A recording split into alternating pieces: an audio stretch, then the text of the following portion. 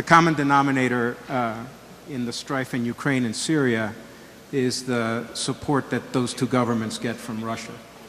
And I'm wondering, sir, if you believe that, that President Putin bears some responsibility for the intransigence of those two regimes. And to some degree, has this gone beyond just those two countries, and has it become a tug of war between two world powers?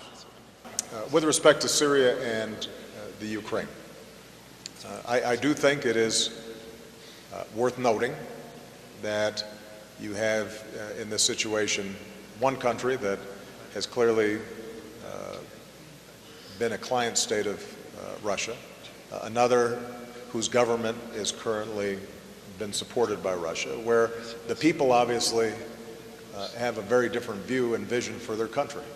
And we've now seen a great deal of turmoil there that arose organically from within those countries.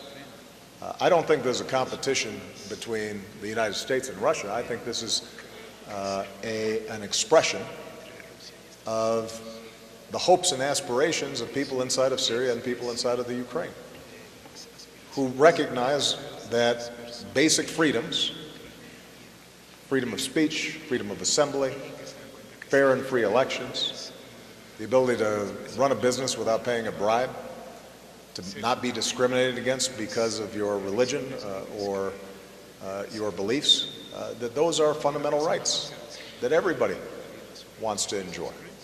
Now, Mr. Putin has a different view on many of those issues, and I don't think that there's any secret on that. And you know, our approach as the United States is not to see these as some Cold War chessboard in which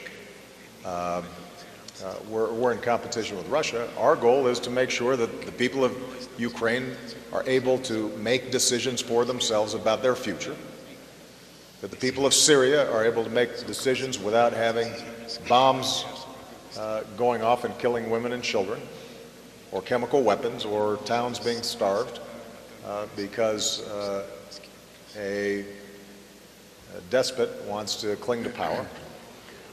Those express our values and our national interests. And we will continue to express those national interests.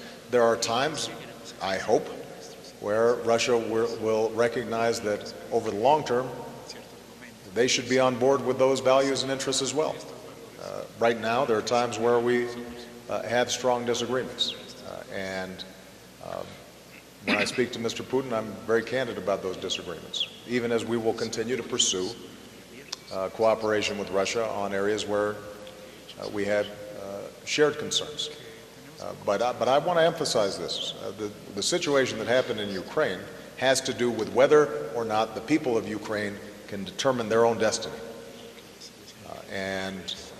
You know, my government and Vice President Biden and I personally have expressed to President Yanukovych the need for him to recognize the spirit of the Ukrainian people and work with that, as opposed to trying to repress it. And so we'll continue to stand on the side of the people. My hope is at this point that a truce may hold, but Stephen's exactly right. Ultimately, the government's responsible for making sure that we shift towards some sort of unity government, even if it's temporary, that allows us to move to fair and free elections so that the will of the Ukrainian people can be rightly expressed without the kinds of chaos we've seen on the streets and without the bloodshed that all of us, I think, strongly condemn.